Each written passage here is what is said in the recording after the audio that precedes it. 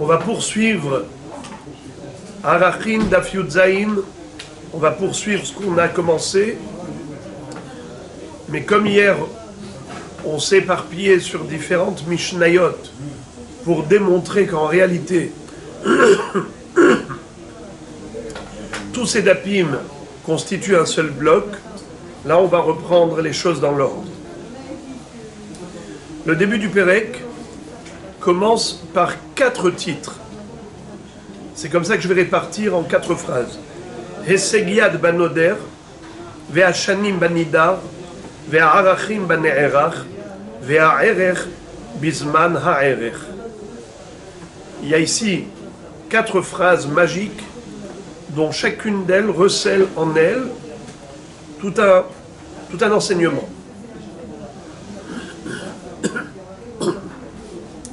Et en réalité, les Mishnayot suivantes, c'est leur rôle, c'est de traduire ces 4 phrases, d'expliquer qu'est-ce qu'elles veulent dire. Alors, on va réellement respecter l'ordre de la Mishnah. La Mishnah nous dit « Hesegiad banoder ketzad ». Que veut dire « Hesegiad banoder » Ketzad, Ani she'erich et ashir, noten erech ani. Ashir she'erich et ani, noten erech ashir. Pour comprendre cela, on a rappelé l'enseignement fondamental de la Torah. Le principe général, c'est que lorsque quelqu'un s'engage à donner le erech de quelqu'un au Beth Amikdash, ou son propre erech, normalement, il doit se référer au montant fixé par la Torah, puisque la Torah a fixé différents montants en fonction de l'âge. Jusqu'à 5 ans, 5 shekels, jusqu'à 20 ans, 20 shekels, jusqu'à 60 ans, 50 shekels, et après c'est 15 shekels. Toutes ces valeurs, tous ces arachim, c'est en temps normal. C'est ce qu'on appelle ashir, quelqu'un qui en a les moyens.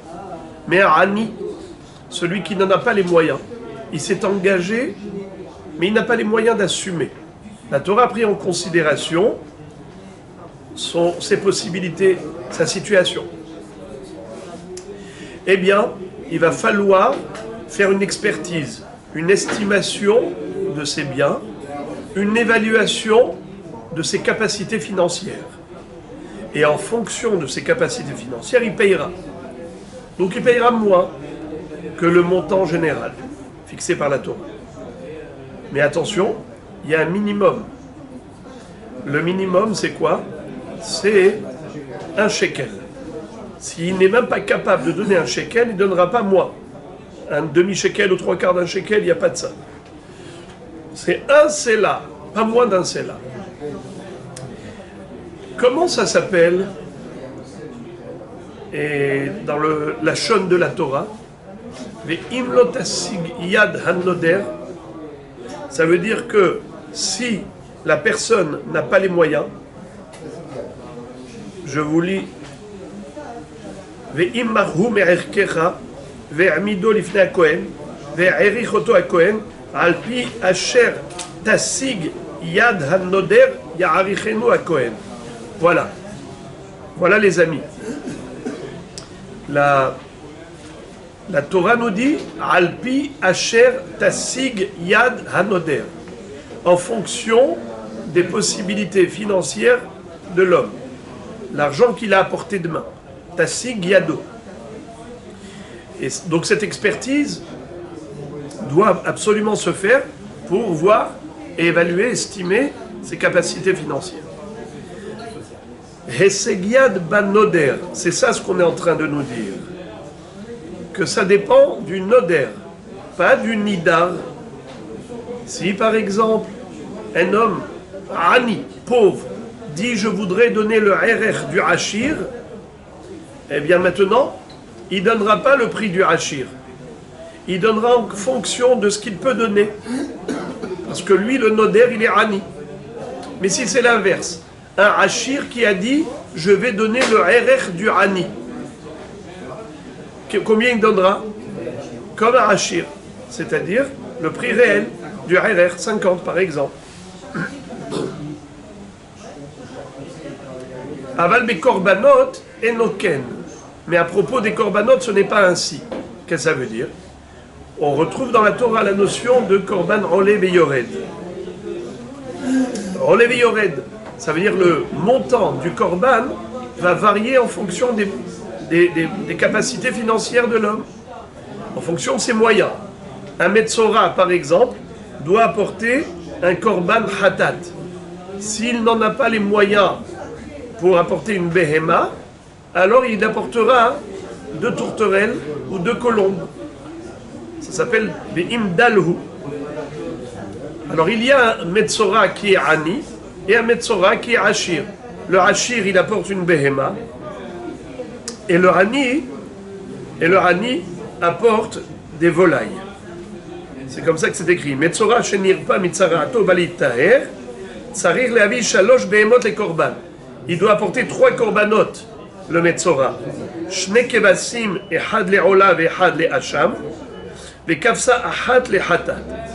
Achimu ani eno mevi ela shte torim o shne bnei yona echad le'ola ve'echad le'hatat ve'keves le'asham. C'est-à-dire, ce qui va rester invariable, même pour un Ani, qui est Metzora, c'est le Hacham. Le Hacham qui doit apporter, c'est toujours Keves, c'est toujours un mouton. Ce qui va varier, c'est le Hatat et la Ola. Puisque normalement, un Metzora, lorsqu'il va se purifier, il doit apporter 3 korbanot. Ola, Hatat, Hacham. Il doit apporter 2 moutons, un Ola et un Hatat, et une brebis, Kavsa Ahat les Hatat, une brebis comme Hatat. Mais s'il est Ani, c'est quoi qui va changer? C'est Ola et Hatat. Au lieu d'apporter une brebis comme Hatat et un mouton comme Ola, il apportera 2 tourterelles ou 2 colombes. Had les Ola et Had les Hatat. Mais le Keves les Hacham, pour ça, il n'y a pas de différence entre Ani et Hachim. Alors, c'est ça le Inyan. Le Inyan, c'est puisque nous voyons que la Torah a fait une différence entre un Metzora Ani et Metzora Ashir, exactement comme la Torah fait une différence entre un Noder Ani et un Noder Ashir. Lorsque quelqu'un dit j'offre le Erech au Beth Amikdash, son Erech ou le Erech de quelqu'un d'autre, s'il est riche, il doit assumer, comme la Torah a fixé le montant des Arachim. S'il est pauvre, alors il donnera en fonction de ses moyens. Ce décalage entre le Ani et le Hachir, a priori, c'est un dénominateur commun entre le sujet du Metzora et le sujet des Arachim. Est-ce que c'est totalement similaire? C'est ça ce que nous dit la Torah. C'est semblable, mais pas identique. Car, à propos des Arachim, on donne en fonction du Noder. Hesegiad, Noder. S'il est Ani, le Noder, eh bien il donnerait comme un Ani. S'il est Hachir, il donnerait comme un Hachir. Aval ba korbanot enoken. Pour les korbanot, ce n'est pas pareil. Pourquoi? הרי שאמר קורבנו של מצורע זה עליי, היה מצורע עני מביא קורבן עני, עשיר מביא קורבן עשיר. C'est-à-dire, là on ne se réfère pas par rapport au Noder, la référence c'est le sujet. C'est qui le sujet? C'est le Metzora. C'est qui le Noder? C'est la personne qui se tient de côté et qui regarde le Metzora et il dit cet homme-là, il doit apporter des corbanotes. Moi, je m'engage à les apporter à sa place, pour lui. Ça veut dire c'est moi qui vais les offrir pour lui. Je vais les amener. Alors, cet homme-là, qui est très généreux, parce que c'est lui qui va apporter au Metzora les corbanotes. Le Metzora, lui, il est Ani. La Torah, qu'est-ce qu'elle a dit? Je te fais une réduction. Tu es Ani, je te fais une réduction. Pas besoin d'apporter des béhémotes, amène des tourterelles ou des colombes. Maintenant, le généreux, là, qui se tient de côté, qui dit « je voudrais apporter les korbanot du Metzora Ani. Qu'est-ce qu'il apporte? Lui, il est riche. Le Metzora, il est Ani. On apporte en fonction du Metzora ou en fonction de cet homme-là qui a dit Aré Alay. Non, en fonction de lui. Alors la Mishnah est en train de nous dire Aval be korbanot et noken. Justement, à propos des korbanot, ce n'est pas ainsi. Ça veut dire quoi, ce n'est pas ainsi? Aré shamar korbano shel metzora ze alay, imaya metzora ani, korban ani. Ashir, mais dit korban ashir. C'est toute la différence. C'est que pour Arachin, on doit se référer à la situation financière du noder et pas du. Pardon. Et c'est Giad Banoder. C'est qui le noder? Ça veut dire que si le riche il dit moi je donnerai le RR du Ani, il va donner comme un RR normal et pas comme le RR du Ani. Ça veut dire il va pas donner comme si c'était un Ani. Lui il est riche, alors il donne comme un riche, bien que la référence de Arachim c'est le Ani. Alors que pour Metzora, s'il dit moi je donnerai les korbanot qu'il doit apporter, c'est moi qui les amène, il doit donner le korban en fonction de ce qu'est le Metzora. Quelle est la situation financière du Metzora? Il est Ani, alors il apporte Ani. Il est Ashir, il apporte qui est Ashir. Rabbi n'est pas d'accord. Rabbi Omer Ani af ba'arachin ken. Qu'est-ce que ça veut dire? Même dans les arachin, c'est pareil. Ça veut dire que s'il est riche, il a dit je donnerai le RR de ce Ani, il doit donner la même chose. Mechila. Rabbi n'est pas d'accord avec Tanakama. Regardez ce que dit Rabbi. Rabbi Omer Ani af ba'arachin chen. Af ba'arachin ken. Qu'est-ce que ça veut dire? Rabbi dit, c'est pas vrai, dans le principe, c'est exactement pareil. Pourquoi? Parce que Haré, וכי מפני מה עני שעריך את העשיר נותן ערך עני, שאין העשיר חייב כלום, אבל עשיר שאמר ערכי עליי ושמע עני ואמר מה שאמר זה עליי, נותן ערך עשיר. Qu'est-ce que ça veut dire? Imaginons un Ani, il a entendu un riche dire je m'engage à donner mon RR, ou je m'engage à donner le RR de X. Combien il s'est engagé à donner? Eh bien, le maximum, ce que la Torah a fixé, le taux maximal.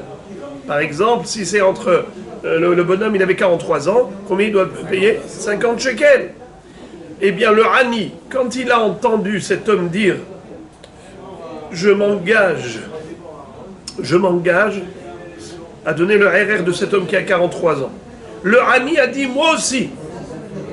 Quoi moi aussi? Moi aussi, ce que lui a dit, moi je veux donner aussi. Là, le Hani, on ne va pas lui faire de réduction. Parce qu'il a dit je donnerai ce que lui a dit qu'il va donner. C'est une troisième personne. C'est un copier-coller. Le Hani a fait du copier-coller. Dans ce cas, c'est exactement comme pour les korbanot. Pourquoi dans les korbanot on a dit que le Hani, qui est Metzora, quand il doit apporter 2 tourterelles ou 2 bnéona, même le Hachir qui va dire je donnerai à sa place, il donne comme le Hani. Pourquoi? Parce que c'est le Metzora qui est Hayav et l'autre va donner comme lui. D'accord? Et bien la même chose dans Arachin. Quand je dis je donnerai ce que lui a dit qu'il va donner, eh bien c'est pareil. C'est exactement pareil. C'est ce que dit Rabbi. Rabbi dit je ne vois pas de différence fondamentale entre le Arachin et Korbanot. Rabbi Omer Ani af ba'arachin ken. C'est-à-dire que si dans les Arachim on va avoir une situation qui est similaire, eh bien le din il sera pareil. Qu'on va aller d'après l'homme qui a fait le neder initialement.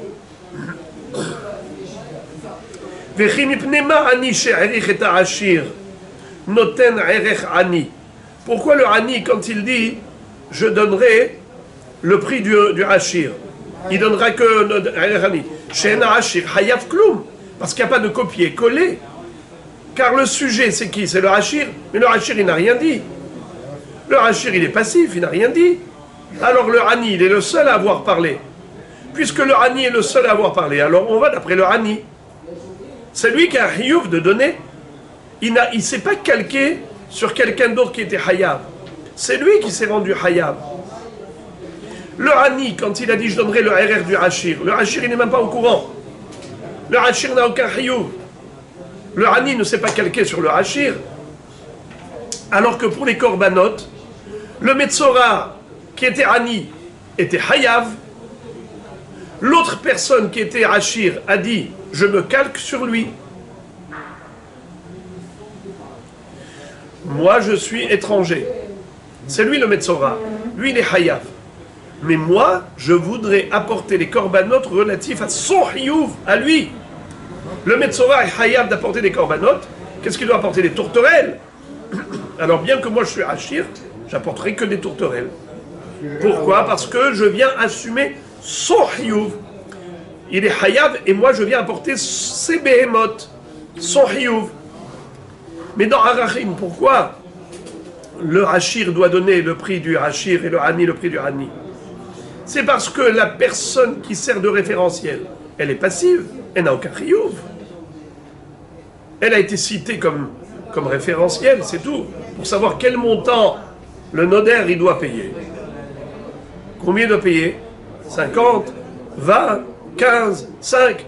Eh bien, c'est uniquement par rapport à ça, il nous sert de référentiel pour la valeur. Mais c'est pas qu'il a Hiyuv, et maintenant ce Hiyuv a été étendu à l'autre. Il n'y a pas eu d'extension de Hiyuv.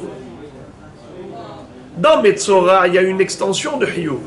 Le Hiyuv du Metzora s'étend au Noder. Le Noder qui dit, moi j'apporterai ces korbanot. Donc, quelle est la référence? La référence, c'est le Metzora. Le Metzora, son Hiyuv à lui, est passé chez l'autre, est passé à l'autre. C'est son Hiyuv qui est passé à l'autre. Mais dans Arachim, il n'y a aucun Hiyuv dans le référentiel. La personne qui sert de sujet de référence, elle n'a aucun Hiyuv elle-même. La seule personne qui s'engage, c'est le Noder. Eh bien, elle, si elle est Hachir, donnera comme un Hachir. Si elle est Ani, donnera comme un Ani. C'est pour ça que là, il faut se référer à la situation financière du Noder. Tandis que dans Metzora, il faut se référer à la situation du Metzora. Mais si tu retrouves dans Arachim le même contexte que pour Metzora, eh bien, ce sera pareil. Exemple. Quelqu'un a dit, il est Hachir, le bonhomme. Le Hachir a dit, moi je donnerai le RR de X. Combien coûte X? 50 shekels. Arrive le Hani, il dit, moi je voudrais faire comme le Hachir. C'est-à-dire, le Hachir, combien il a dit? 50. En d'autres termes, il a dit 50. Eh bien, lui aussi, il s'engage à 50. Eh bien, ce Hani, on ne lui fera pas de remise. On ne lui fera pas de réduction. Pourquoi? Parce qu'il s'est calqué sur le Hiyuv de quelqu'un d'autre. C'est une extension du Hiyuv de l'autre. Il a fait du copier-coller. Ou l'inverse. Un Hachir qui a entendu un Hani dire « Je m'engage à donner le RR de X ou Y ». Ce Hani, là, combien il va payer? 1 shekel. On a estimé ses capacités, son patrimoine. Il peut donner que 1 shekel. Le Hachir, combien il donnera? 1 shekel. Pourquoi? Copier-coller. Il se calque sur le Hiyuv du premier. Le deuxième se calque sur le Hiyuv du premier. Alors, en fait, qu'est-ce que dit Rabbi? Rabbi est en train de dire, en réalité, il n'y a pas de différence fondamentale entre Arachin et Korbanot. Parce que même dans Arachin, si tu retrouves le même contexte, c'est ce qui va se passer. Très bien. Gemara. Hesegiad b'ma'arichu. La Gemara pose la question. Elle dit, je ne comprends pas. Pourquoi tu as dit le mot noder? Comment tu as commencé la Mishnah? Quel était le titre de la Mishnah? Heseg Yad Banoder. On a le Noder et le Nidar. Noder, c'est la personne qui s'engage. Nidar, c'est la personne qui sert de référence. Qu'est-ce que tu me dis que la référence, c'est la personne qui a été citée comme pour le RR. Je dis par exemple, moi, je voudrais donner le RR d'un tel. Et ce monsieur, il est riche. Mais celui qui est Noder, il est pauvre. Alors la Torah dit que le pauvre, il faut prendre en considération sa situation financière. Alors maintenant, on va prendre en considération la situation financière de qui? Du Noder ou du Nererach? Du Noder. La Gemara pose la question, elle dit, c'est quoi ce mot Noder là? On est en train de parler de Arachim, tu me parles de Neder. Mais Neder c'est une chose et Erer c'est autre chose. Quelle est la différence? On l'a déjà vu dans la première Mishnah de Masechet Arachim, on avait déjà vu ça à ce moment-là. Erer c'est un montant fixé par la Torah. Neder c'est la valeur relative, la valeur qui est celle du marché des esclaves. Un homme pareil, avec autant de facultés, autant de talents, combien coûterait en tant qu'esclave? Tant. Si au contraire, c'est une personne skin qui a plus de défauts que de qualités. Donc, dans le marché des esclaves, combien il vaut? Beaucoup moins. Comment ça s'appelle en hébreu? Damim. Damim, c'est une valeur en fonction du cours du marché. D'accord? En tant qu'esclave. Alors, comment tu as fait pour me parler ici de Noder? On n'a jamais vu dans la Torah qu'on prend en considération le rang social du Noder. C'est uniquement du Maharir. Dans Maharir, on a trouvé que la Torah a pris en considération les capacités financières de l'homme. Mais on n'a jamais vu ça pour un Noder. Noder, c'est Damim. Maharir, c'est Erer. Dans Erer, on a trouvé la notion de Essegiad. Mais comment tu me dis Essegiad ban Noder? Il fallait dire Essegiad ba Maharir. C'est la question d'Agmara. Que dire-t-il? La Gemara répond, que dire-t-il? En fait, tu as raison. La différence entre Noder et Maharir, c'est un langage choisi par les Hachamim. Pour désigner Arachim, Hachamim ont parlé de Maharir. Pour désigner les Damim, ils ont employé le terme de Noder. Mais la Torah n'a pas fait de différence. La Torah a employé les mêmes termes pour les deux. C'est-à-dire, comment la Torah elle dit à propos du Arachim, Alpi Asher Tasig Yad Hanoder. Celui qui a fait le vœu. Donc tu vois quoi? Que la Torah peut employer le terme Noder pour Erer. Voilà pourquoi la Mishnah ici a dit Heseg Yad ban Noder, c'est pour reprendre le pasuk Kefi Asher Tasig Yad Hanoder.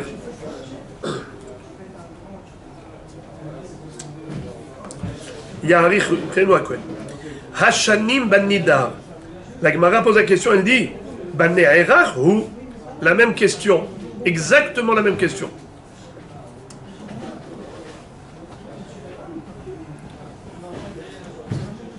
Les Arachim, on a déjà dit que c'est dépendant de l'âge.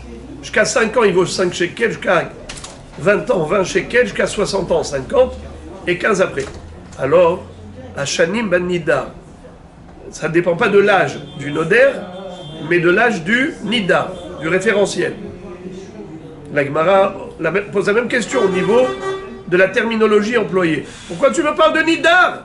Parle de Ne'erach. Parce que c'est pas vrai. Au niveau des Nedarim, il n'y a pas de différence au niveau de l'âge. Depuis quand l'âge va changer la valeur de quelqu'un? Tu vas dans le marché des esclaves. Il peut avoir 50 ans, il peut avoir 60 ans, tout dépend de sa main-d'œuvre. Donc on n'a jamais vu cette variation, cette distinction au niveau de l'âge pour un Noder. Alors il fallait dire Vehanida, comment c'est marqué? Vehashanim banerach. Réponse. Aïdede Amar Hesegiad Banoder, Amar Nami Hashanim Banida. La réponse, c'est que la Mishnah a voulu être symétrique.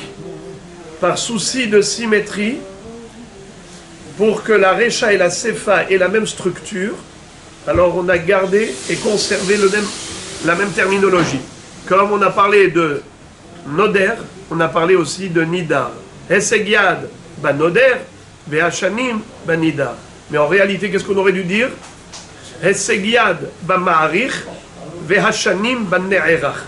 Ça veut dire que quand on s'exprime, il faut s'exprimer avec des mots justes. Pourquoi est-ce qu'ici, tout est à l'envers? Alors on t'a expliqué que c'était pour reprendre le texte de la Torah tel quel, dans la Recha. Et puisque dans la Recha, on l'a dit, alors dans la Sefa, on a voulu être symétrique. Dans la Mishnah, on a appris Hesegiad banoder ketzad, ani she'erich et ha'ashir, noten erech ani. Maitama, de amarkra, alpi asher tasigiad hanoder, banoder tala rahamana. Qu'est-ce que ça veut dire? Lorsque le pauvre, c'est lui qui a fait le neder, eh bien c'est en fonction du noder qu'on va maintenant changer le prix, le tarif. Ça va changer de tarif. Qui te dit que c'est en fonction du noder? Peut-être que c'est en fonction du ne'erach. Si le ne'erach il est ani, eh bien on donnera moins. Si le ne'erach il est ashir, on donnera plus. Qui t'a dit que c'est dépendant du rang social auquel appartient le noder? Peut-être que c'est en fonction du ne'erach. Eh bien, réponse, de Amarkra. Al-pi asher tasig yad hanoder. La Torah elle-même dit yad hanoder et pas yad tasig yad hanida. Donc c'est clair, net et précis. Encore, on a appris dans la Mishnah. Aval be korbanot enoken. Mais pour les korbanot, ce n'est pas ainsi. Hare she'amar korbanot shel metzora hazeh alay. Haya metzora ani mevi korban ani. ואף גם דמדירו עשיר, ואם דלהו אמר רחמנה, ולא דלהו, qu'est-ce que ça veut dire? La Gemara pose la question, elle dit, fondamentalement, il y a ici un non-sens. Comment est-ce possible qu'une personne qui est Hachir, qui s'engage à apporter les korbanot du Metzora, tu dis qu'il apportera des tourterelles ou des colombes si le Metzora est Ani? Je ne comprends pas. La Torah elle-même dit, quand est-ce qu'il apportera des tourterelles comme Ola et Hatat à la place des bêtes qu'il devait apporter comme Ola et Hatat? C'est uniquement s'il est Dal. Veim Dalhu, si lui il est Dal. Mais celui-là qui va apporter les korbanot, il est riche. C'est lui qui va apporter à la place du Metzora. Donc il n'y a pas de raison de lui faire une remise. Pourquoi tu lui fais une réduction? Mais lui il est riche. Alors, Behemet, la Gemara donne une réponse surprenante. Amar Rabbi Yitzchak she'aya madiro ani. Qu'est-ce que ça veut dire? On parle que les deux, le Médir, il était ani. Puisque les deux, ils sont aniim, le Metzora est ani, et le Noder est ani. Puisque les deux sont aniim, voilà pourquoi il apportera de tourterelle. Mais si le Noder était Achir, eh bien il apportera quoi? Oui, Olay Hatat. Olay Hatat, mais en tant que Behemoth, et pas en tant que volaille.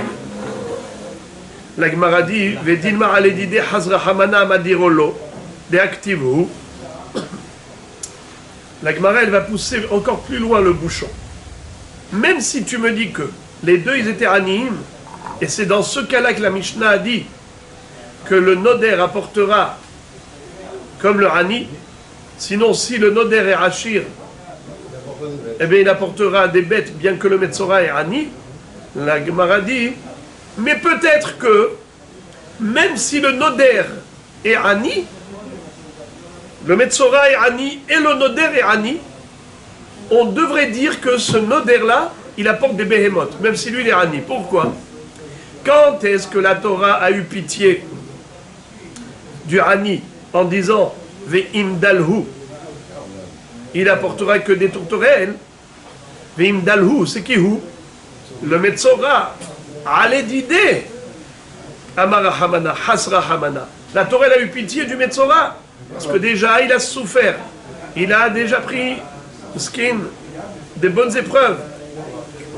Maintenant, il doit apporter, en plus des corbanotes. Là, la Torah a dit, allez, s'il est pauvre, on va prendre en considération ses capacités financières. Parce qu'il y a un cumul d'épreuves et de souffrances. Mais qui dit que pour quelqu'un qui est étranger totalement, et qui vient faire un éder d'apporter les corbanotes du Metzora, qui dit que la Torah a eu à son égard la même considération? Peut-être que lui, même s'il est Ani, étant donné qu'il a fait un éder d'apporter les corbanotes du Metzora, peut-être qu'il faut qu'il apporte comme un Hachir, puisqu'il a écrit le mot Hu, Ve'im dalhu. Réponse, en effet, il y a une autre dracha. Amar Rav Ada bar Ahava, Ve'en yado maseget, les rabot est un noder. Je vous lis le passouk pour que vous compreniez ce qui est écrit. À propos du Metzora, il est écrit Ve'im dalhu, ve'en yado maseget, ve'lakach keves ehad e'asham litnufa lechaper alav, ve'isaron solet ehad, balul bashemen lemincha, ve'log shamen. Ça veut dire que dans le cas où il est vraiment hyper pauvre, alors il apportera carrément soit des volailles, soit des, comme on a dit, dalé dalout. Il apportera carrément une mincha. D'accord? Il apportera de la farine de blé, baloul bashemen et mincha. S'il est riche, des behemoths. S'il est pauvre, des volailles. S'il est très pauvre, Korban Mincha. Alors, il garde la kifsa ou pas? Hein? Oui, le hacham, ça ne change pas. Le keves, le hacham, c'est invariable. Ouais. À propos du Metzora, il est dit qu'il y a un korban enlevé yored à apporter. S'il est riche, il doit apporter 3 korbanotes, keves, le hacham, et kafsa ahat, hatat, et keves, le ola. S'il est pauvre, alors il apportera, en plus de sa minha comme d'habitude, 2 tourterelles ou 2 colombes. Et had et ola et had et hatat. Ce qui est invariable, c'est le keves le hacham.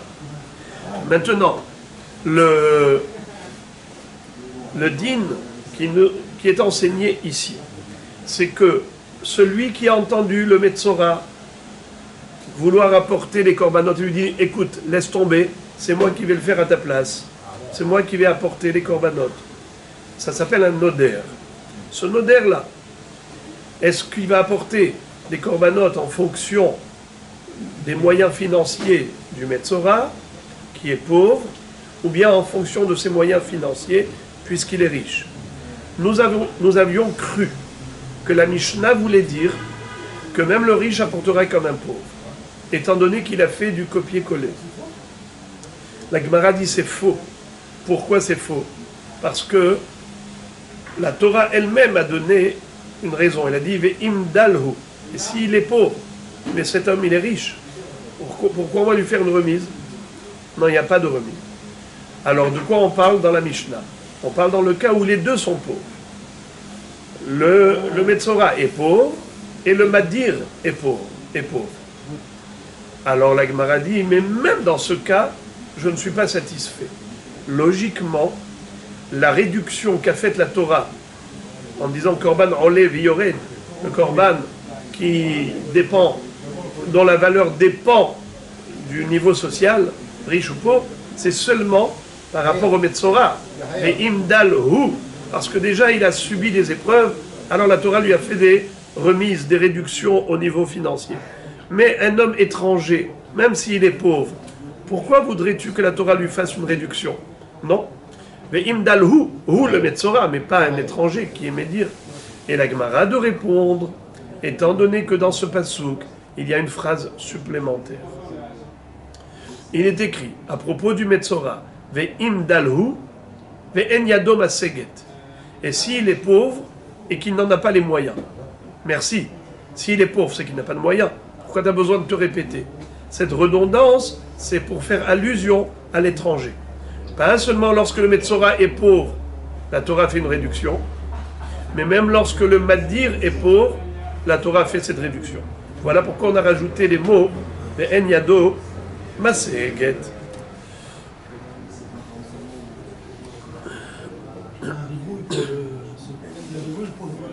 Les rabots est un noder.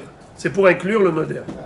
Maintenant, la Gemara, par rapport à cette explication où on a dit que la Mishnah parle d'un Madir Ani, que pas seulement le Metzora il est pauvre, mais même le noder il est pauvre, dans ce cas-là, quel est le din? Aval Madiro Ashir, Achinami de Maïte Be'ashirut, Imken Mai Aval Bekorbanot Enoken. Je comprends pas. Conclusion, résultat des courses. Ça veut dire que quoi? Que si le Metzora est Ani et que le Noder est Ashir, on devra donner combien? Comme le Ashir et pas comme le Ani. D'accord? Alors dans ce cas-là, c'est exactement comme Arachin. La Mishnah a dit Aval Bekorbanot Enoken. Il y a une différence entre Arachin et Korbanot. Maintenant, il n'y a plus de différence. Qu'est-ce qui se passe dans Arachin? Lorsque le Ashir est Noder en fonction du RR du Ani. Qu'avait-on dit? Que le Ashir doit donner comme un Ashir, bien que le référentiel c'est un Ani. Et là aussi tu me dis la même chose. Le référentiel c'est le Metzora. L'homme qui est Noder est Ashir. Combien il doit donner le Ashir? Comme Ashir. Alors c'est pareil, c'est exactement pareil. Korbanot de Metzora ou Harachim, c'est exactement pareil. Puisque c'est le Ashir qui est Noder, en fonction du Ani, il donne comme un Ashir. Alors quelle est la différence? J'ai pas compris. La Mishnah m'a dit qu'il y a une différence entre les deux. Elle m'a dit Aval Bekorbanot Enoken. Maintenant, après toute l'explication que tu m'as donnée, je vois plus de différence. La Gemara de répondre Hada Ametzora Ani ou Madiro Ani. Et Hada le Maote Metzora Ashir ou Madiro Ani. Regardez dans Rashi.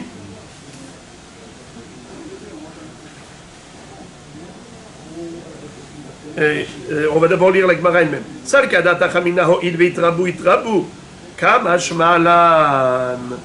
Alors dans Rashi, il y a deux pérouchim.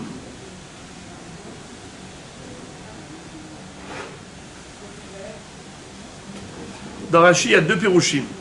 Qu'est-ce que la Gemara a voulu dire? Hada a metzora ani ou madiro ani et hada limaote metzora ashir ou madiro ani. Sal kadat achaminaho il veitrabu itrabu. Kamashmalan. Regardez s'il vous plaît, Rashi est un peu long, mais je vous demanderai patience. Que l'Omar, Rashi dit que l'Omar, Vadai Hada mehanach mile de matnitin, de ainuhach, de katane imaya metzora ani, mevi korban ani, Vadai bemadiro ani kamaire, urdeo kimna, umeidach miltan afkalan de bekorbanot, enoken, de katane imaya metzora ashir, mevi korban ashir, et afalgav de madiro ani. Veinu le maote madir midin arachin de lo azlinan batar noder. Sal kadat achamina, klomar, veitsterich la shmoinan, aval bekorbanot enoken, la shmoinan de echad de metzora ashir, ou madiro ani, mevi korban ashir.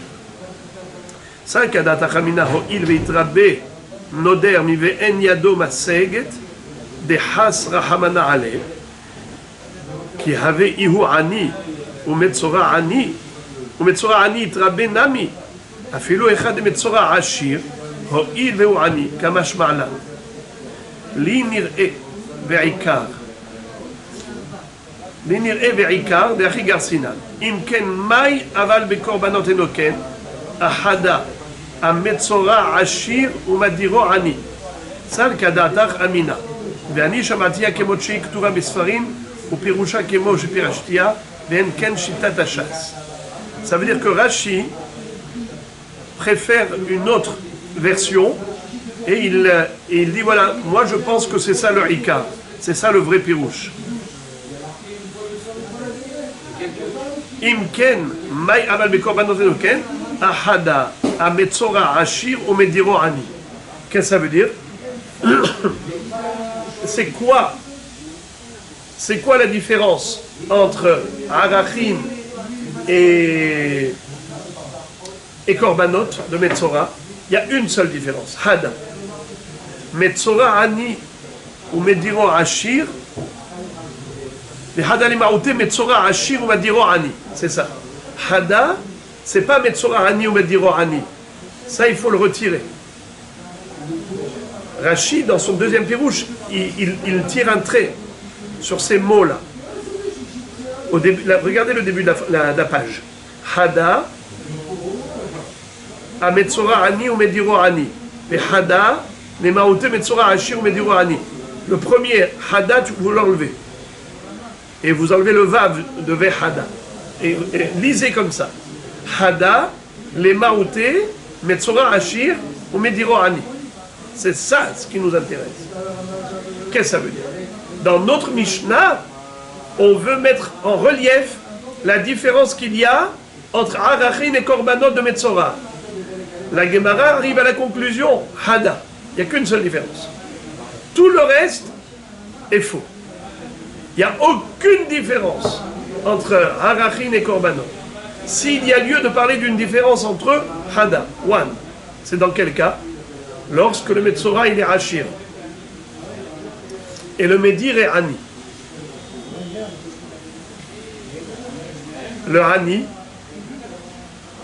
Ani, normalement, il aurait dû donner combien?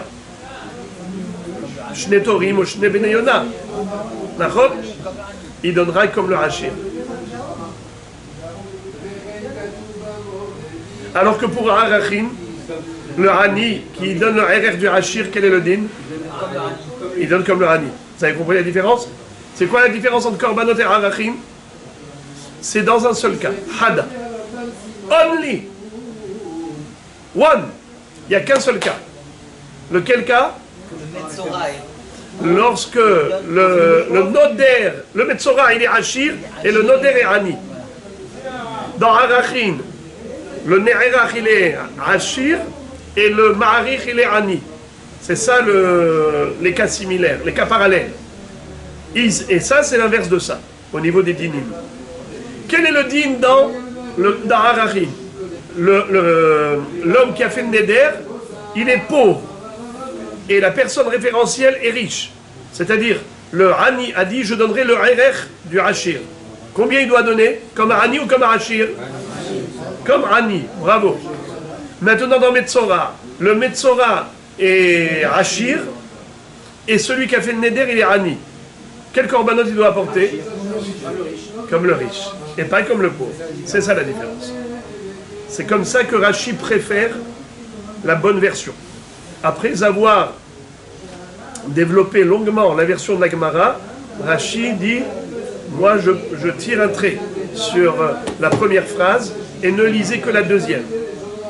Hada, les Maouté, Metzora, Ashir, ou Madiro, Ani.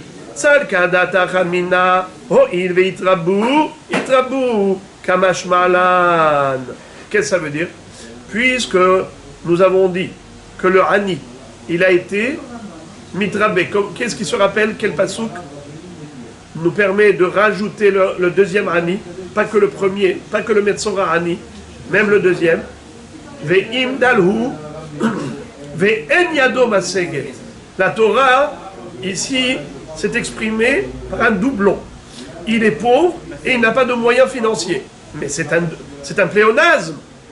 Im dalhu ve'en yado maseget. Donc, en yado maseget, ça fait allusion à quoi?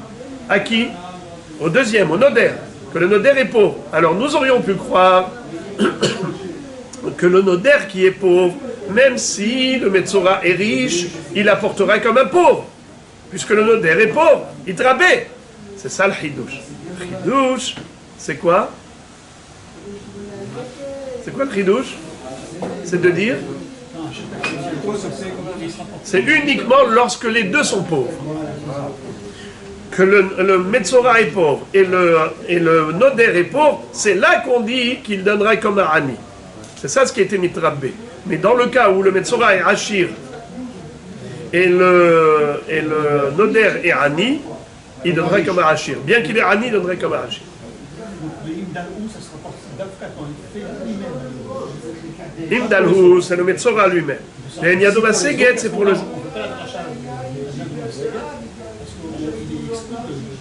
Enyado Baseget, ça rajoute le Noder. Mais dans quel. Bravo. Dans le cas où le Metzora est également Ani. Bravo. Hazak. Vous entendez ce qu'a dit Rabbi Shimon? Le Vav Ahibur. Ve'imdalhu, ve'enyado Baseget. Il dit, il faut qu'il y ait les deux en même temps. Que le Metzora soit Dal et que le Noder il soit Enyado Baseget. Quand on a les deux conditions réunies, c'est là où en effet on peut considérer qu'il ne donnera que comme le Ani. Mais sinon, si l'un des deux est Hachir, ou l'un ou l'autre, vous entendez? Si l'un des deux est Hachir, Gamanou, il doit donner comme Hachir. Les filles chez Matsinu Ba'arachin, Ani she'arich et Hachir noten erech Ani. Yachol Avze, Talmud Lomar Imdalhu. Qu'est-ce que ça veut dire? La Braïta nous cite la source.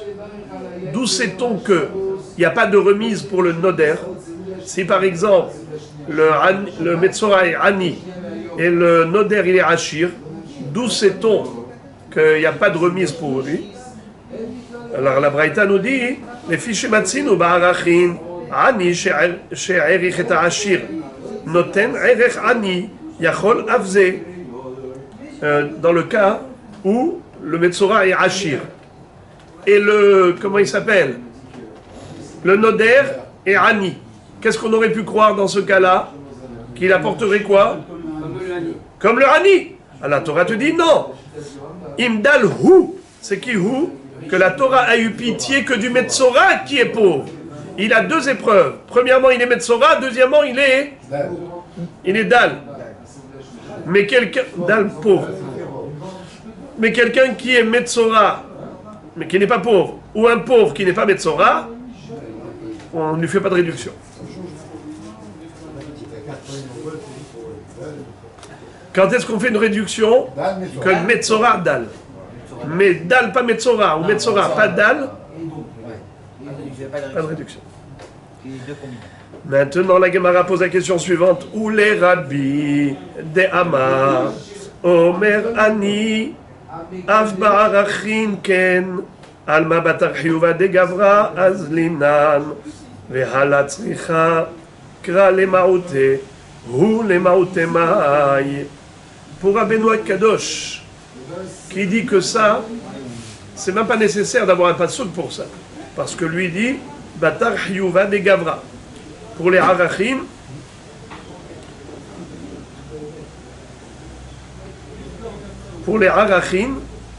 c'est comme pour les Korbanot. Et c'est au Todavar, dans le sens où le chiyuv du premier, c'est ce qui passe au deuxième. Donc si le premier, il est Hachir, bien que le deuxième est Ani, c'est-à-dire le Metzora, qu'est-ce qu'il est? Riche. Le Noder, qu'est-ce qu'il est? Pauvre. C'est évident que il doit donner comme un Hachir. Le pauvre doit donner comme un Hachir. Pourquoi? Parce que il se calque sur le Chiyuv des Gavra. Ça veut dire quoi, Chiyuv des Gavra? Le Chiyuv de l'homme. Le Chiyuv initial, c'est qui? C'est le Metzora. Le Metzora, qu'est-ce qu'il est? Il est riche. Azmer Patli, que le Noder, il est pauvre. Mais le Noder, il est Noder ce que le riche est Chayav. Donc c'est évident qu'il doit donner un korban comme un Hachir. On n'a pas besoin d'écrire Vim Dalhu, Davka, lui le Metzora et pas quelqu'un d'autre. C'est évident. Quel est le chidouche de Hu? Réponse, les Maoute Metzora Ani ou Mediro Hachir. Tsar Kadata Chamina, O Ilva Marabi, Batar Chiyuva de Gavra, Azlinan, Achanamini Batar Chiyuva de Gavra, Kamashmala. Le Hu est nécessaire pour le cas de figure inverse. Lorsque le Metzora est Ani et le Noder est Hachir, là nous aurions pu croire que le Hachir n'apporterait que des korbanot d'un pauvre. Pourquoi? Puisque le référentiel c'est qui? C'est Chiyuva de Gavra, c'est le Metzora lui-même. Et lui qu'est-ce qu'il est? Ani. Nous aurions pu croire que le Hachir apporterait les korbanot comme le Ani. C'est ça le Chidouche. Chidouche c'est de nous dire que non. il devra apporter comme Arachir. Le Hu, lui, le Metzora, il est Ani. Lui, on lui fait une réduction. Mais le Hachir, on ne lui fait pas de réduction. Très bien, nouvelle Mishnah. C'est quoi Azlinan? Azlinan, on va, on suit.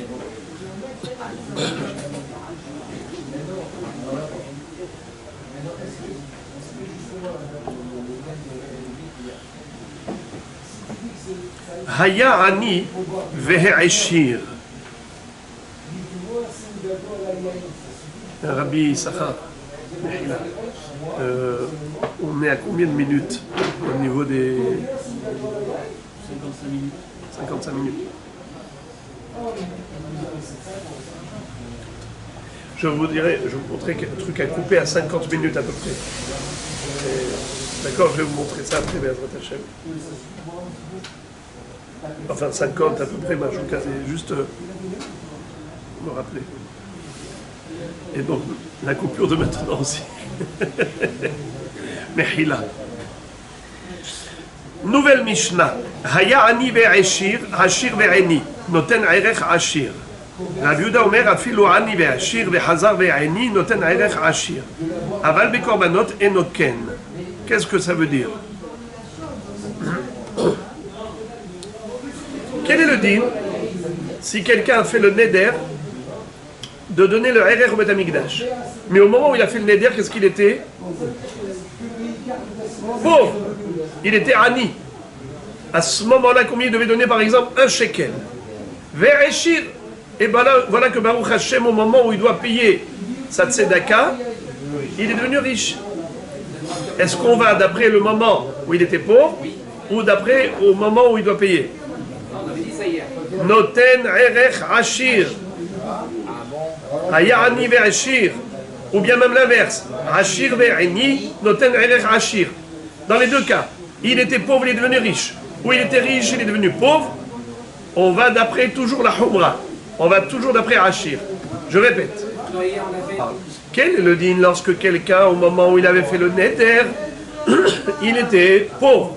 Et au moment où il vient payer les riches, ou l'inverse, au moment où il avait fait le neder, il était riche, et maintenant il vient payer les pauvres. Est-ce qu'on va d'après la période initiale ou la période actuelle? Réponse, on est toujours mahmir. On lui donne toujours le prix le plus haut, le plus élevé. Ça qu'on comprend bien. Toujours comme Hachir. Il était Hachir au moment du neder, il paiera comme Hachir. Il est Hachir au moment où il paye comme Hachir. Ça on comprend très bien. On a l'habitude de ce genre de... Ah oui, mais c'est pas logique, mais c'est comme bien pour les max. Rabbi Yehuda Omer, afilu ani ve'ashir ve'hazar ve'ani noten erech ashir. Vous entendez ce qu'il dit Rabbi Yehuda? Maintenant, le bonhomme était pauvre au moment du neder. Ensuite, il s'est enrichi. Ensuite, il s'est à nouveau appauvri au moment où il vient payer. Donc, au moment du neder, il est pauvre. Au moment où il paye, il est pauvre. Entre les deux, il était riche. Rabbi Yehuda dit, il était hachir à un moment donné, il doit donner qu'erech hachir. Aval be korbanot enoken. Mais pour les korbanot, ce n'est pas ainsi. C'est-à-dire que le Metzora était Ani ou Hachir, alors tout dépend du Noder au moment où il apporte des korbanot. C'est-à-dire, si Reuven a entendu Shimon, Shimon il est Ani.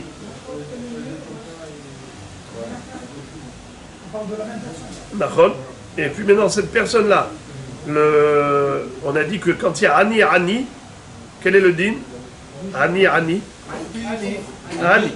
Maintenant, est-ce que Ani, c'était au moment où le Metzora, lui, était Ani? Mais quel est le din si par exemple le Metzora est devenu Hachir? Au moment de la Havara des Korbanot. Il doit donner. Est-ce qu'on va d'après le moment où il était Metzora, au moment où maintenant il doit apporter les Korbanot? D'après ce qu'on vient de comprendre, c'est le max. Ah oui, On a compris maintenant. Eh bien non. Ah, Non. c'est du judaïsme. On est en train de dire que ça dépend du moment où il offre les korbanot. Le noder dit, moi je donnerai comme lui. Alors on a dit que déjà ce qui est sûr, c'est que le noder, lui, personnellement, il est pauvre. Maintenant le Metzora, c'est lui qui varie. Le Metzora était riche, pauvre. Ou pauvre, riche. c'est le moment de la Havat HaKorbanot qui fixe. C'est au moment où le Noder apporte les Korbanot. Si à ce moment-là le Metzora est riche, tu dois apporter des riches. Si le Metzora est pauvre, tu dois apporter les Korbanot des pauvres. Alors que, pour Arachin, qu'est-ce qu'on a dit? Toujours comme un riche. Encore maintenant, une halakha qui concerne le pauvre. On a dit à propos des Arachin qu'il y a ce qu'on appelle la notion de Heseg Yad. Imlot Hasig Yado. Il n'a pas les moyens. La Torah prend en considération. Il donnera minimum un shekel. Il donne ce qu'il peut. Mais s'il ne peut pas, alors un shekel. Maintenant, les amis, imaginons que cet homme est potentiellement riche. Ça veut dire que son père lui a laissé un patrimoine, mais qui est investi. Pour l'instant, c'est investi. Afilu met aviv, veniachlo ribbo, osfinato bayam, ou baalo beribbo ot, en la ekdesh bahem kloum. Qu'est-ce que ça veut dire? Un homme dont le père lui a laissé dans la mer des bateaux qui fait importation, exportation, qui rapportent des millions. Riboot. Ribo, c'est 10 000. Riboot, c'est des dizaines de milliers. Les milliers et les milliers. Zéozé. Mais c'est potentiel, il l'a pas encore. D'accord. Il y a encore son père. Mais fera un crédit, hein. Hein? Fera un crédit pour les pays. Alors celui-là, Celui-là, hein, son dîne est qu'il est considéré pauvre. On ne va pas d'après le potentiel, on va d'après le réel.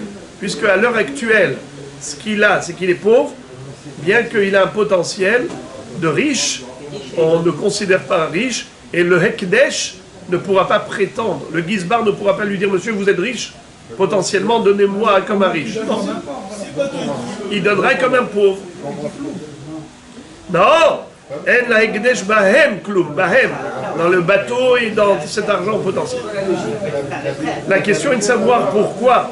La question est de savoir pourquoi est-ce qu'il n'est pas considéré riche. La Gemara va expliquer. Vous entendez maintenant la Gemara pose la question. Ani ve'ashir. Pour quelle raison, au début de la Mishnah, on a dit que dans tous les cas de figure, il paiera comme un hachir. S'il était hachir à un moment donné, soit au moment du neder, soit au moment du paiement, du règlement, eh bien, il faut qu'il paye comme un hachir. Pourquoi? Sur quoi on s'appuie pour lui donner toujours la valeur maximale? Pourquoi est-ce qu'on est mahmir comme ça? il était riche, on a dû payer directement. Hein? Il était riche, il paye des dettes. Non, mais lui, il était pauvre au début. Et après, il s'est enrichi. Alors pourquoi tu dis qu'il paye comme un riche? Ou bien le contraire. Il était riche au début, maintenant il est pauvre. Tu dis combien il payera? Comme un riche. Pourquoi est-ce que tu vas dans tous les cas de figure comme un riche? Réponse, c'est un pasouk. Rani ve'eshir asher tasig yad hanoder. Ashir ve'eni alpi asher tasig yad hanoder. Qu'est-ce que ça veut dire? Alpi asher tasig. Tasig, selon ce que sa main va pouvoir acquérir. On est en train de parler au futur. Kefi asher tasig yado. Yad hanoder, à portée de main de celui qui a fait le vœu. À quel moment il a fait le vœu? Quand il avait exprimé. D'accord? Donc on a deux moments. Le moment de l'expression du vœu, le moment du règlement. Donc ça, la Torah veut inclure les deux hypothèses. Qu'il soit riche au début ou qu'il soit riche après, dans tous les cas de figure, il faut qu'il paye comme un hachir. Alpi asher tasig yad hanoder. C'est quoi noder? Sharat neder.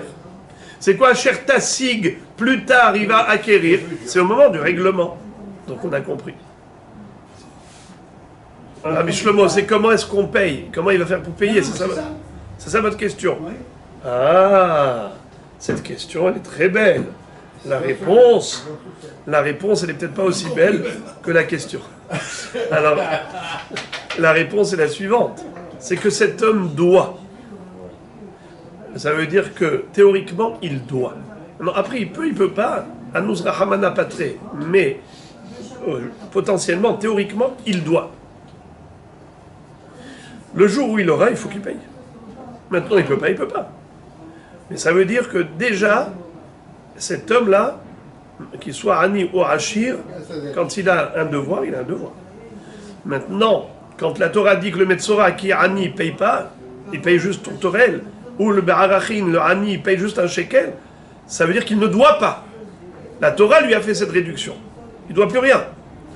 Mais si la Torah ne fait pas de réduction au Ani, ça veut dire qu'il ne peut pas payer maintenant, d'accord, mais tu dois. Le jour où tu pourras, tu payeras. Mais quelqu'un qui, par exemple, au moment du RR, il était Ani, et il a donné le shekel, il a donné un shekel. Le lendemain, il est devenu riche. On ne va pas le réclamer. On ne va pas lui réclamer. Allez les frères, maintenant, la Gemara va tenter de comprendre maintenant l'opinion de Rabbi Yehuda. Rabbi Yehuda nous a dit que même s'il était pauvre, riche, pauvre, il donnera comme un riche. Au niveau des Harachim, on va suivre la période où il était riche. Bien qu'au moment du Neder, il était pauvre. Au moment du règlement, il était pauvre. Juste parce que dans une période intermédiaire, il était riche, il devra payer comme un riche. Pourquoi? Sur quoi s'appuie Rabbi Yehuda? Maïtama. Maïtama de Rabbi Yehuda. Amarkra ve'immachu me'erkecha. Ad sheyehe b'machuto mithilato ve'ad sofo. Qu'est-ce que ça veut dire? La Torah, lorsqu'elle parle de la pauvreté de cet homme qui s'était engagé à donner le erech au Beth Amikdash, elle dit le pauvre ve'immachu me'erkecha. Ça veut dire que cet homme il est mach. C'est quoi mach? La racine c'est namour. Il est bas. Financièrement, socialement, il se trouve dans une situation de bassesse. Il a perdu, il a fait faillite. Il est mach. Maintenant, ve'immachu me'erkecha. On aurait pu écrire ve'immach me'erkecha. Ça veut dire mach, il n'a pas les moyens de payer le erech. Ve'immach me'erkecha. Pourquoi tu as écrit ve'immach hu me'erkecha? Le mot hu, dans la Torah, désigne la notion de constance, de permanence, de régularité. Comme par exemple, Vayhi bimei Achashverosh, hu Achashverosh. Pourquoi tu dis hu Achashverosh? Hu berish'o mitchilato ve'ad sofo. Rachat du début jusqu'à la fin. Ou bien Yosef haya b'Mitzrayim. Hu betzidko mitchilato ve'ad sofo. T'es tzaddik du début jusqu'à la fin, Yosef. Donc, là, quand on nous dit ve'immachu me'erkecha, c'est qu'il était mach, il était pauvre du début jusqu'à la fin. Mais si la courbe a changé, a varié au milieu, il était pauvre, riche, pauvre, donc ce n'était pas une constance, cette pauvreté n'était pas régulière, n'était pas tout le temps, eh bien, de ce fait, il doit donner le RR comme un riche. Quand est-ce que la Torah fait une réduction aux pauvres dans Harachim? Que si le mach il était où? La Gemara dit, si c'est comme ça, viens, je vais te montrer des psukim où il y a écrit le mot hu, et pourtant on ne parle pas de constance. Et la me'atabim dalhu. Achinami achiyehe bedalluto mithilato ve'ad sofo. Par exemple, le Metzora. La Torah a dit que s'il est pauvre, au lieu d'apporter 2 bêtes, il apportera 2 volailles. Est-ce qu'il faut qu'il soit pauvre tout le temps, tout le temps, tout le temps? Et si à un moment donné, il a connu l'opulence, ça y est, il est condamné à payer comme un riche, même si actuellement il est pauvre. Pour le Chitema Achinamit, si tu vas me dire que oui, en effet, le Metzora, c'est exactement comme pour Arachin, je vais te démontrer que c'est faux. Ve'atnan, Metzora Shevi Korbanotav, Ani, Ve'eshir, Ashir Ve'eni, Hakol Holech Ahara Hatat. Divrei Rabbi Shimon, Rabbi Yehuda Omer Hakol Holech Ahara Hasham. Betania Rabbi Eliezer ben Yaakov Omer Hakol Holech Ahara Tziporim. Qu'est-ce que ça veut dire? Que nous avons 3 opinions de 3 Tanaïm qui nous disent que la notion de Metzora Ani, quand la Torah a parlé de du Metzora qui est pauvre et on lui fait une réduction, à quel moment le Metzora était pauvre? Il y a 3 chitotes. Il y en a un qui dit que c'est au moment où il devait apporter Hatat Behema. Alors dans ce cas-là, s'il a déjà apporté Hatat Behema, bien qu'il est devenu pauvre, ça y est, il est considéré Hachir et il doit apporter un Rolat, une Rolat Behema. D'accord? Et si au contraire, il était Ani et il a apporté Hatat Haof, bien qu'il est devenu riche, il n'a pas besoin d'apporter Rolat Behema. Je m'explique. Il y a Hatat et Rolat. Soit 2 animaux, un Hatat et un Rolat, soit 2 oiseaux, un Hatat et Rolat. Imaginez-vous, il a apporté le Korban Hatat. Il était à ce moment-là riche. Après, il s'est appauvri. Comment est-ce qu'il apporte le deuxième, qui est Rolat? Behema ou volaille? Comme un riche. Très bien. Ou bien le contraire. Au moment où il a apporté la volaille, il était pauvre. Il a apporté Rola, pardon, Hatat Haof. Maintenant le Rola, est-ce qu'il apporte Haof ou Behema? Haof. Donc ça veut dire que c'est qui définit le moment de la pauvreté? Hatat. C'est qui dit ça? Rabbi Shimon. Rabbi Domer a Kol Olech Hara Hacham. Vous vous rappelez ce qu'on avait dit qu'il y avait une kafsa, il y avait un keves les Hacham. Keves les Hacham. Si au moment du Hacham, il était riche, alors il doit apporter tous les autres korbanot, Hatat et Rola, comme un riche. Et si au moment du Hacham, il était pauvre, quand il apportait le Keves les Hacham, il était pauvre, eh bien à ce moment-là, il apportera 2 tourterelles pour Rola et Hatat. Donc il commence par le Hacham, celui-là. Ouais. Quand il a apporté au Beth Amikdash. Les Tanya, et maintenant 3e opinion, c'est Rabbi Eliezer Ben Yaakov qui dit à Kololech Tziporim. Quand il apporte les 2 oiseaux, vous vous rappelez l'histoire du bois de cèdre avec la branche d'hysope et avec le tissu rouge et les 2 oiseaux, que le Kohen va égorger un oiseau et il va verser son sang dans le kéli et après il va tremper le tout avec le 2e oiseau qui est vivant, il va l'asperger et ensuite il va libérer le 2e oiseau, les Tziporim. Alors, si au moment des Tziporim il était riche, les korbanot doivent être d'un riche. Si au moment des Tziporim il était pauvre, les korbanot sont du pauvre. D'accord? Alors, question. Pourquoi est-ce qu'on ne dit pas hu? Pourtant c'est écrit imdal hu. Puisqu'il y a écrit le mot hu, il faudrait dire que quand est-ce qu'il est dispensé? Ça ne change pas. Et il peut apporter comme un ani, c'est seulement lorsqu'il était mithilato ve'atsofo, toujours ani. Mais si à un moment donné il était riche, il devrait apporter comme un riche, puisqu'il y a écrit hu. Question sur Rabbi Yehuda. Réponse. Haït mar ala mar Rabbi Yehuda marav, ou shloshtan mikrei haddar shu. Asher lo tasig yado betahorato. Rabbi Shimon savar davar hamechaper umaynihu hatat. Rabbi Yehuda savar davar hamachshir umaynihu hasham. Rabbi Eliezer ben Yaakov savar davar hagorem lo tahara umaynihu tziporim. Qu'est-ce que ça veut dire? La Gemara répond que la question était bonne. Tu as raison. Normalement, puisqu'il y a écrit hu, on aurait dû dire que pour qu'il ait cette réduction, pour bénéficier d'une remise, le Metzora aurait dû être pauvre tout le temps. Si à un moment donné il était riche, il n'y a pas de réduction. Tu as raison. Comme pour Arachim, puisqu'il y a écrit le mot hu. Alors pourquoi est-ce qu'ici on n'a pas fait cette dracha? C'est parce qu'on a une autre dracha qui dit le contraire. Laquelle dracha? C'est le passou qui dit Zot Torah asher bonega atzaraat asher lo tasig yado betahorato. La Torah dit que le Metzora asher lo tasig yado betahorato, celui qui n'a pas les moyens financiers au moment de la tahara. Ce qu'on appelle tahara. Alors la mahloket entre les 3 Tanaïm, c'est la traduction du mot tahara, plutôt la définition. Est-ce qu'on parle de tahara, c'est-à-dire kapara, et donc c'est le korban hatat, c'est lui qui est mechaper, et Rabbi Shimon c'est lui qui a compris comme ça. Davar à mechaper, c'est ça, davar à metaher.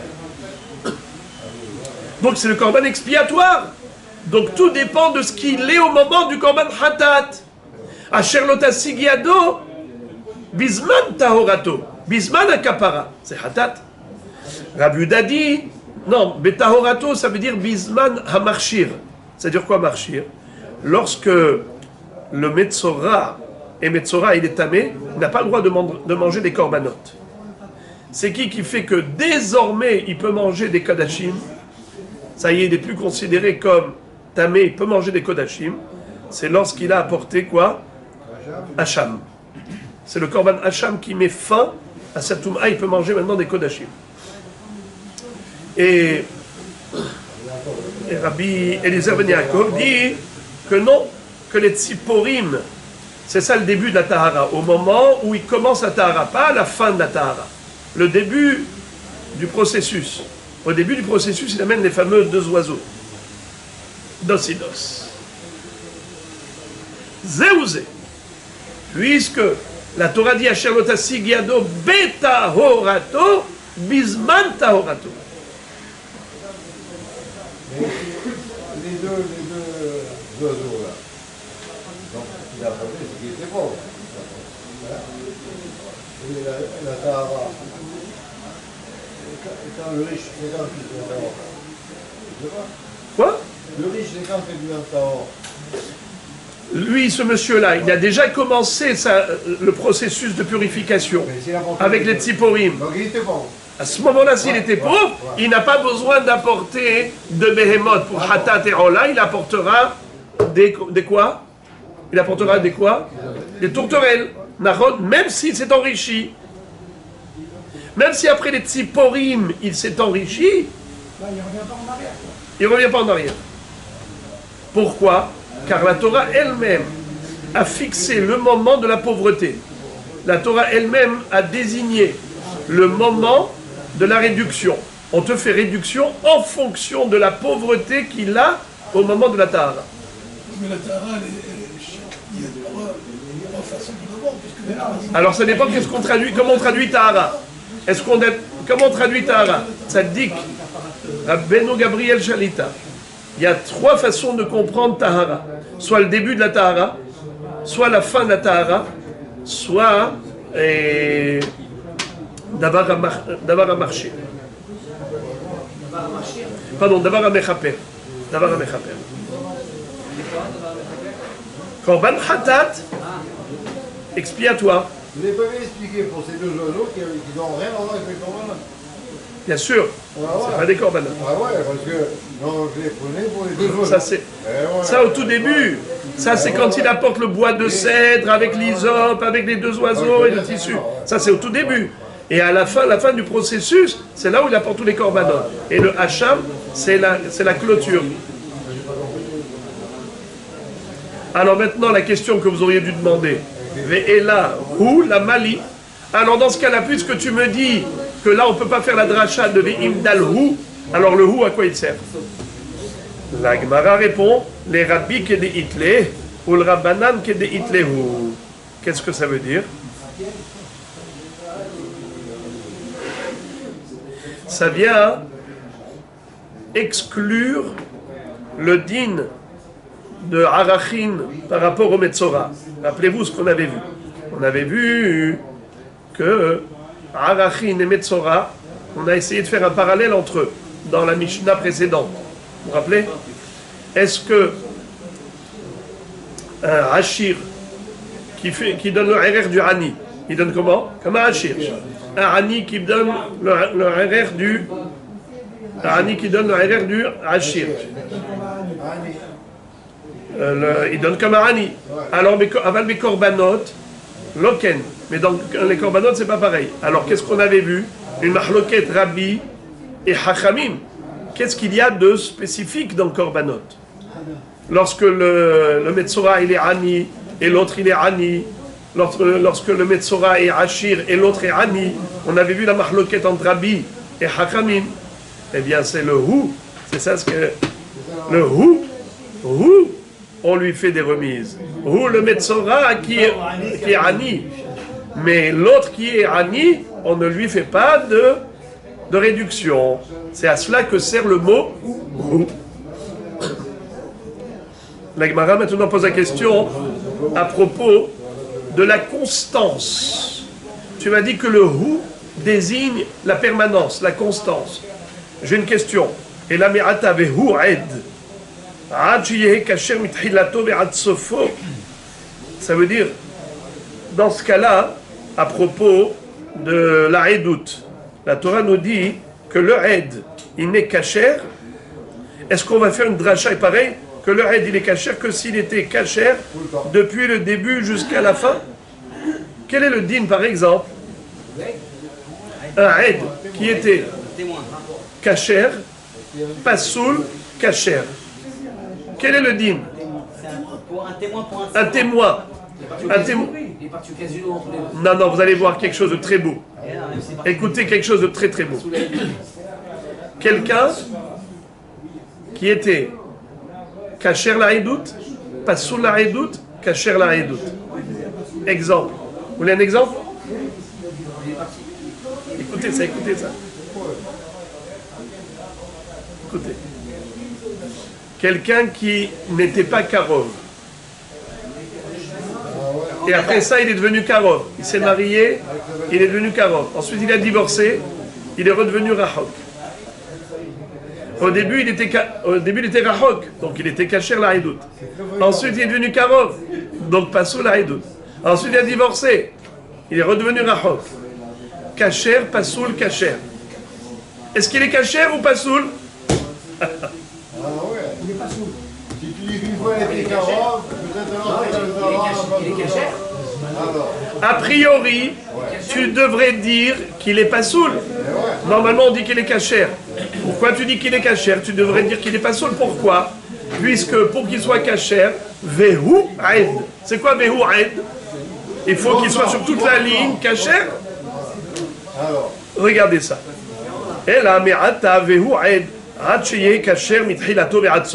Est-ce que nous on fait une dracha pareille? On n'a jamais fait une dracha pareille, la preuve.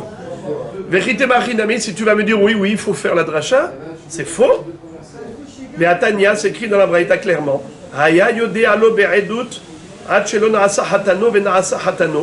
Si quelqu'un connaissait un témoignage à propos d'un homme, et après il est devenu son gendre,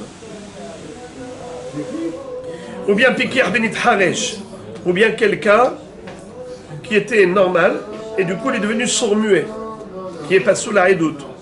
Patouar benistame, ou bien quelqu'un qui voyait est devenu aveugle. Quand il est aveugle, il n'est pas sous la edout, mais au moment où il avait vu la chose, a priori il était témoin visuel, vous voyez? Ou bien chafouille benishtate, un homme normal qui est devenu fou. Arézé pasoul. Puisque au moment de la déposition, au moment du témoignage, il est pasoul, c'est évident. Aval, haya yodea lo edut, ad shelo na'asa hatano, ונעשה חתנו, ואחר כך מתה ביתו. n'est-ce pas? ונעשה חתנו ואחר כך מתה ביתו. Répétons. Il était rachok, il n'était pas en famille, et après il est devenu son gendre, et après la fille est décédée, ce qui a fait qu'il était rachok, karov, rachok, kasher la edout, pasoul la edout, kasher la edout, ou bien pikeach venit harej ve hazar venit pakeach. Il était bien entendant, malentendant, bien entendant. Patouach venistame ve'achar nit pateach. Il était voyant, non-voyant, voyant. Chafoui benishtate ve'hazar benishtape. Il était normal, anormal et à nouveau normal. Il a guéri. Zehaklal, kol shetehilato ve'sofo be'kashrut kasher. Voici la règle. Si au début et à la fin il était kasher, kasher. Alors qu'on a vu que c'était le contraire, il fallait être constant. C'est la question. Comment ça se fait? Pourtant il y a écrit le mot hu, vehu aed. Alors on aurait dû exiger une kashrut constamment. Réponse. Shani atam, de'amarkra ora'a. Imlo yagid, Venasa avono. Bir'i ala gadat ala rahmana milta veha ika. Qu'est-ce que ça veut dire? À propos du témoignage, la Torah fait référence à deux éléments, la vue et le récit. Le témoin, sa fonction, elle est à deux moments. Lorsqu'il a vu le scénario et lorsqu'il le raconte au Beddin. Donc au début de l'histoire et la fin de l'histoire. Si entre les deux, il y a eu des problèmes, ça ne nous gêne pas, parce qu'il n'est pas aide. La aidoute, c'est au moment où il voit et au moment où il témoigne. C'est à ce moment-là qu'il a le statut de témoin. Et si au milieu il n'est pas sous la aidoute, de toute façon il n'est pas en train de témoigner, ni il voit, ni il raconte. C'est ça ce qu'on vient d'apprendre. Comment? Oh, voilà la question que la Gemara va poser. Alors la Gemara dit, dans ce cas-là, Ve'ela vehu la mali. Alors pourquoi la Torah écrit vehu aide? Puisque tu n'exiges pas de constance, alors pourquoi tu as écrit le mot vehu? Réponse. L'egdetania ra'asi'a shel bene adam omdin ve'edav benehem. Si Réhouven a vu un groupe de personnes, et parmi ce groupe de personnes, il a vu qu'il y avait deux témoins. Par exemple, lorsqu'il a prêté de l'argent à son ami, il cherchait évidemment des témoins, parce que personne ne veut risquer son argent. Quand je prête à quelqu'un, je veux qu'il y ait des témoins. Et donc au moment où je t'ai prêté, il y avait ici des témoins visuels. Maintenant, il me fait des problèmes. Il ne veut pas me rembourser. Je le poursuis au Beddin. Le Beddin vont dire, tu réclames l'argent, est-ce que tu as une preuve qui te doit? Il dit, bien sûr, j'ai des témoins. Va chercher tes témoins. Mais les témoins ne veulent pas. Les témoins ne veulent pas témoigner. Alors maintenant, qu'est-ce qu'il a fait? Il a retrouvé un groupe de personnes, et parmi eux, il a reconnu deux personnes qui étaient avec lui à la synagogue, juste le jour où il a prêté à son ami de l'argent. Il a dit, eux, ils savent, ils l'ont vu. Alors, ils veulent leur imposer de venir. Qu'est-ce qu'il fait? Il va les faire jurer en disant, vous savez, vous connaissez l'histoire, venez raconter. Sinon, je vous fais jurer. Mashbi'ani alechem im yod'im atem li edut shetavohu veta'iduni. Qu'est-ce qui s'est passé? Il les a obligés en disant, qu'est-ce que vous dites? Pourquoi ils ne veulent pas venir? Ils disent, non, on n'a rien vu. On n'a rien vu? Alors jurez que vous n'avez rien vu. Ils ont répondu, Amen à la Shevoah. Je vous fais jurer que vous ne connaissez pas l'histoire. Ils ont dit Amen. C'est comme s'ils ont juré. Ça s'appelle Shvu'at Ha'edut. Eux, ils doivent apporter un korban hatat, korban enlev yored, par rapport à cette avera qu'ils ont faite. Imlo yagid venasa avono. S'ils ne vont pas raconter, ils font une faute. N'est-ce pas? Alors, Yachol yiyu hayavim, Talmud lomar vehu aed, ve'are lo yihed aedav. Qu'est-ce que ça veut dire? S'ils s'étaient adressés aux deux Edim eux-mêmes en disant, vous avez vu? Ils ont dit non, on n'a rien vu. Fait jurer, ils disent Amen. Dans ce cas-là, ils doivent apporter le korban et ainsi de suite. Par contre, s'il ne s'est pas adressé à deux spécifiquement, il y avait un groupe de 10 personnes. Ils ont dit aux 10, dites-nous, est-ce que vous avez vu? Non, on n'a pas vu. Je vous fais jurer, Amen. Alors qu'il y en avait deux parmi eux qui savaient, qui avaient vu. Est-ce qu'ils doivent apporter le korban? Non. D'où on apprend Vehu aid. Ad sheyeyahed et edav. Il faut qu'il aille désigner spécifiquement les edim. Yachol afilu amar kolmi Talmud lomar vehu aid.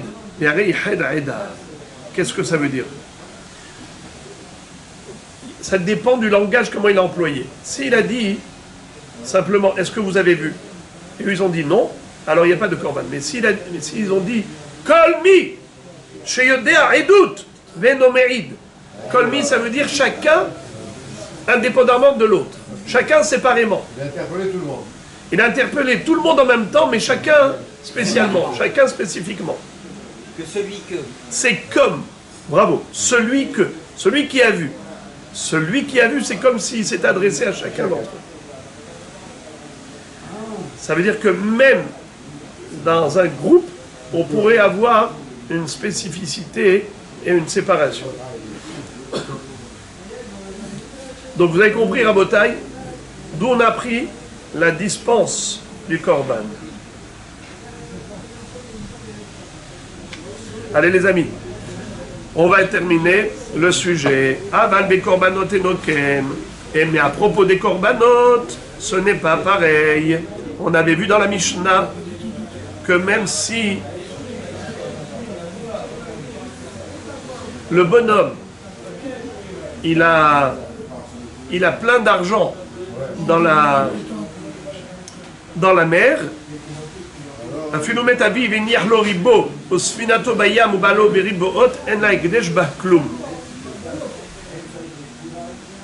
reprends le sujet de la Mishnah pour que vous compreniez. C'est la Mishnah dans Yud Zayin Amud Bet. Haya ani ve'ashir, ashir ve'eni, noten erech ashir. Rabbi Yehuda omer, ashir ani ve'ashir ve'chazar ve'eni, noten erech ashir. Aval bekorbanot enoken. Très bien. Maintenant, afilu metavi venir lo ribo, usfinato bayam ou balo beribot, en lo ekdesh boklum. Alors, Rabotai, ici, s'il vous plaît, je me suis trompé quand j'ai dit aval bekorbanot enoken. On ne parle pas de korbanot. C'est très trompeur cette phrase. C'est surtout la suite de la Mishnah qui nous concerne. Donc, je répète, maintenant, bien que le titre c'est Aval be korbanot enoken, mais maintenant on ne va pas parler de korbanot. Maintenant on va parler de arachim. Et la Mishnah nous a dit à la fin de la Mishnah d'Afyud Zayin qu'à propos de arachim, même si son père lui a laissé comme héritage des bateaux dans la mer, avec énormément de marchandises, tout cela n'est pas considéré comme un patrimoine réel, concret, et il n'est pas considéré comme riche, il est considéré comme pauvre, et à l'heure qu'il est, s'il ne peut pas donner plus d'un shekel, il ne paiera qu'un shekel. Pourtant, son père lui a laissé. Alors la Gemara pose la question, elle dit, Aviv met, veiniachlo ribo, ashiru. Je ne comprends pas, c'est juste incompréhensible. Mais s'il a un potentiel, un patrimoine pareil que son père lui a laissé dans la mer, pourquoi tu dis qu'il est anim? Il est très riche. Amar Rabbi Abahu, Imma maniach lo ribbo. Qu'est-ce que ça veut dire? Que le père est encore vivant. Le père est encore vivant, mais il va lui laisser comme héritage plus tard beaucoup d'argent. Étant donné qu'à l'heure qu'il est, le père est encore vivant, on ne considère pas que le fils est riche. On ne peut pas capturer, on ne peut pas vendre la peau de l'ours avant de l'avoir capturé. La Gemara dit Pshita. La Gemara dit c'est pas shoot, je vois même pas quel est le chidouche là. Réponse Kshaya Aviv Gosses. Le chidouche, c'est que le père était agonisant. Maoudete Marov Gossessin, les mita kamashmal. On aurait pu penser qu'étant donné que la majorité des agonisants vont vers leur mort, donc c'est une certitude. De ce fait, on aurait pu considérer c'est une richesse potentielle déjà acquise. Kamashmalan que non. Pourquoi non? Parce que le fils il peut mourir avant le père.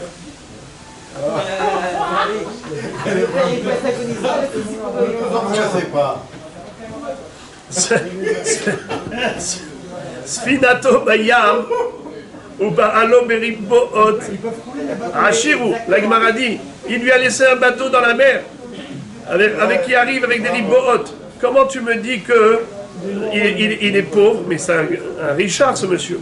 Amar afrizdak shaita muhkeret muskeret biad acherim. En fait, elle était le père l'avait loué. Le père l'avait loué pour faire des comment on appelle ça, du business dans la mer. Et puisque maintenant ce n'est pas encore à lui, alors eux ils n'ont pas payé, ils n'ont pas encore payé, ils n'ont pas encore ramené concrètement, c'est pas de l'argent concret. La Gemara dit Vaikasrirut, je comprends pas, mais eux ils vont devoir lui payer le prix du loyer de ces bateaux. La Gemara dit Srirut ena mishtallemet ela lebasof. La Gemara dit que la Srirut, on ne doit la payer qu'à la fin. On ne paye pas au début du mois. On paye la Srirut après, à la fin du mois. Le bonhomme, il a loué pour un mois, pour un an. Quand est-ce qu'il doit payer? À la fin du mois ou à la fin de l'année. Srirut ena mishtallemet ela lebasof. Donc pour l'instant, c'est considéré comme l'argent qui n'est pas concret. Et on va terminer avec la dernière question. Vetipokle mishum sfina. Mais malgré tout, tu devrais le considérer comme Ashir parce que il est propriétaire de ce bateau. Hamani, Rabbi Eliezer hiditnan, Rabbi Eliezer Omer, Imaya Ikar, noten lo dme etzimdo. Hamar, noten lo dme hamoro. Qu'est-ce que ça veut dire? Si par exemple, quelqu'un qui avait fait un neder, ce monsieur qui a fait le neder du Erer, c'était un Ikar. Qu'est-ce que ça veut dire Ikar? Un paysan. Noten lo tsimdo. Hamar, noten lo hamoro. C'est-à-dire que lorsqu'on fait une saisie, et l'huissier de justice va saisir quelqu'un, il ne peut pas lui saisir les biens avec lesquels il travaille. Ça veut dire que ce qui est l'outil de travail pour sa parnassa au quotidien, ça tu ne peux pas saisir. Tu peux saisir des choses qui ne sont pas haye nefesh, des choses qui ne sont pas la vie elle-même, du luxe, des choses qui ne sont pas indispensables. Mais si tu lui prends maintenant, au paysan, tu lui prends le joug de la charrue, tu le tues. Le hamar, l'ânier, tu lui prends son hamor, eh ben, tu lui enlèves sa parnassa. Donc de ce fait, même dans la saisie, on considère comme argent concret que quelque chose qui est en plus. Puisque ce bateau, c'est avec ça qu'il a sa parnassa. Le bateau qu'il a loué n'est pas considéré comme une richesse. Puisque c'est loué, c'est pas considéré comme l'argent concret.